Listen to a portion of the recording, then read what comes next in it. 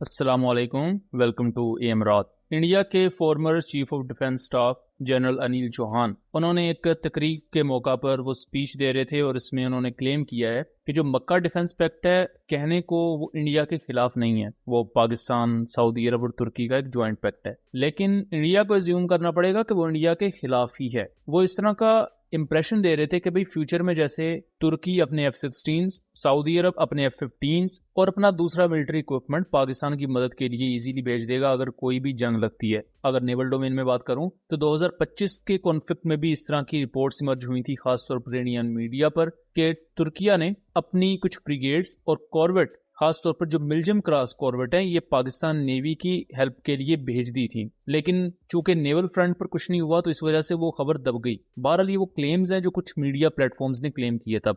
अब अगर अनिल चौहान की इस बात को हम डिकोड करें तो क्या वाकई ऐसा है? सबसे पहले तो आप ये समझे कि उन्होंने कहा क्या है। Pakistan has always been seeking security in pacts and alliances. And right after this particular conflict, he was trying to secure security, national security, by some more accords and alliances. First, he tried this SMDA, Strategic Mutual Defense Agreement, with Saudi Arabia on 17th of September 2025. And now, of course, is this Mecca Accord, which they declared on 7th of August. In which the only statement which they said that is for mutual deterrence, for strengthening deterrence, and attack on any one country would be considered as an attack on either of the. So I think that has got major security implications for India. Unless the pact says that it is not against India, we must assume that it is against India. अब इसमें उन्होंने दो defence pacts की बात की है। पहला सितंबर 2025 में जो पाकिस्तान और सऊदी अरब का डिफेंस पैक्ट हुआ। दूसरा 7 अगस्त 2026 को पाकिस्तान, तुर्की और सऊदी अरब ने मक्का डिफेंस पैक्ट के नाम से एक नया मिलिट्री अलायंस बनाया और इसमें ऑफिशियली पाकिस्तान, तुर्की जैसे कंट्रीज कह चुके हैं कि इस डिफेंस पैक्ट का मकसद किसी मुल्क के खिलाफ जंग लड़ना नहीं है। इसका सोल पर्पज है एक मिलिट्री अलायंस क्रिएट करना जिसमें इंडिजिनस वेपन्स को तैयार किया जाए, ज्वाइंट टेक्नोलॉजिकल शेयरिंग हो और ऐसे वेपन सिस्टम्स अपने मुल्कों की सिक्योरिटी के लिए डेवलप किए जाएं जिसको लेकर आप अमेरिका पर डिपेंडेंट ना रहें, ना आप रशिया पर डिपेंडेंट हो, ना चाइना पर। एटलीस्ट ज्यादा से ज्यादा ये कोशिश की जाए कि जो वेपन सिस्टम आप यूज कर रहे हैं वो टेक्नोलॉजी सोवरेन हो और इंडिजिनस हो। ये जो इंडिजिनस टेक्नोलॉजी वाला एस्पेक्ट है, इसकी सबसे बेहतरीन मिसाल है ईरान। अब ईरान पर देखें कितनी पाबंदियां लगी हुई हैं। ईरान के फॉरेन एसेट्स वो फ्रीज हो चुके हैं, लेकिन ईरान के पास 2-3 टेक्नोलॉजीज ऐसी थी जिसमें उन्होंने बहुत एक्सेल किया। पहली थी उनकी मिसाइल पावर,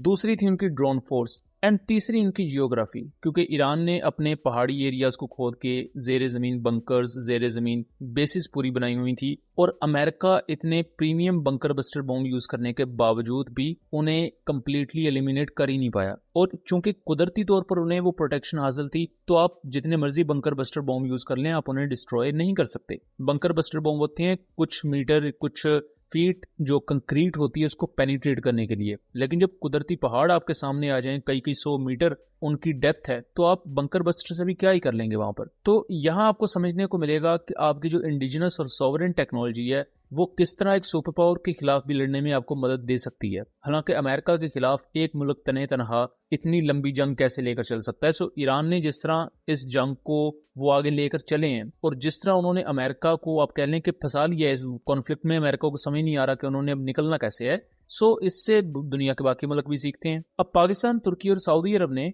जिन चीजों की बुनियाद पर एक मिलिट्री अलायंस ये खड़ा किया, उसमें अहम चीज ये थी कि सऊदी अरब के पास इकोनॉमिक एस्पेक्ट है, इकोनॉमी उनकी स्ट्रांग है। सऊदी अरब के पास इतने फंड्स हैं कि वो बड़े मिलिट्री प्रोजेक्ट्स को सपोर्ट कर सकते हैं। दूसरी तरफ तुर्की और पाकिस्तान जैसे कंट्रीज की बात करें तो इनकी मिलिट्री इंडस्ट्रियल बेस वो स्ट्रांग है।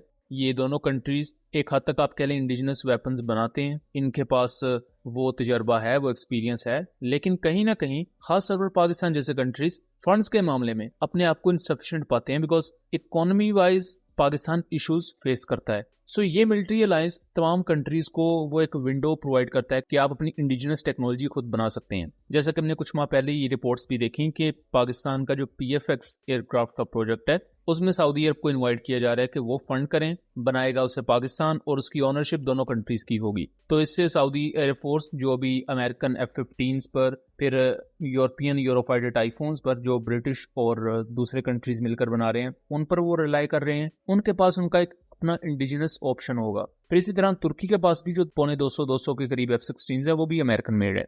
लेकिन ये तमाम बातें करने का मकसद है कि आप समझ सके कि मक्का डिफेंस पैक्ट का मकसद क्या था या उसका मकसद क्या है। जहां तक बात है कि जी तुर्की अपने F-16 भेज देगा पाकिस्तान डायरेक्ट वॉर की सूरत में, सऊदी अरब अपने F-15 भेज देगा डायरेक्ट वॉर की सूरत में, सो ऐसा शायद ना हो। उसकी वजह यह है कि पाकिस्तान एयरफोर्स को कोई फाइटर जेट्स की कमी नहीं है इंडिया का मुकाबला करने के लिए। हाँ, इंडिया के अगर ज्यादा एयरक्राफ्ट गिर गए तो उन्हें कमी हो सकती है, उन्हें शायद इजराइल से कुछ मंगवाना पड़े। बहरहाल इजराइल भी नहीं भेजेगा इस वक्त में। जो मेन इसका पर्पज रहेगा, मेन फायदा रहेगा वो ये होगा कि पाकिस्तान के पास एक बैकअप जरूर रहेगा। सऊदी अरब है, सऊदी अरब से पाकिस्तान की ऑयल इंपोर्ट्स आती हैं और किसी जंग की सूरत में भी इंडिया सऊदी अरब को प्रेशराइज नहीं कर पाएगा कि भाई कि ये जी आप जो ऑयल भिजवा रहे हैं पाकिस्तान को ये रोक दें, क्योंकि माजी में इंडिया इस तरह की हरकतें करता आया है।